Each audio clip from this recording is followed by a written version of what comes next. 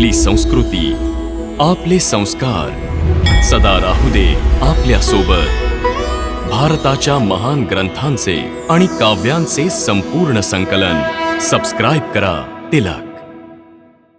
हे अर्जुना, प्राण्याचं कुठचंही कर्म नष्ट होत नसतं.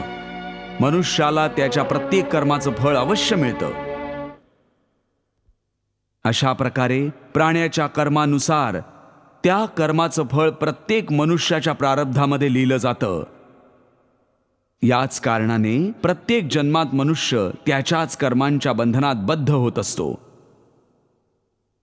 याच कर्मांच्या बंधनात अडकून राहिल्या कारणाने मनुष्य आवागमन अर्थात जन्मजन्मांतराच्या चक्रव्यूहात अडकून पडतो आणि त्याला मोक्ष मिळू शकत नाही.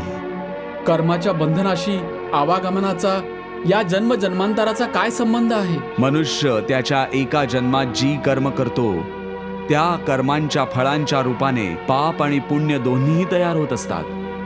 कधी पाप अधिक असतात तर कधी पुण्य.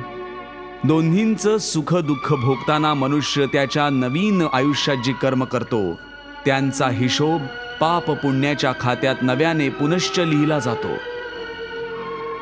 अशा प्रकारे या नव्या कर्मांना भोगण्यासाठी एक अजून नवीन जन्म घेतो मनुष्य आणि जन्मजन्मांतराचा हा खेळ निरंतर चालू राहतो आणि मनुष्याच्या आत्म्याचं त्याच्या परमात्म्याशी मिलन नाही होत.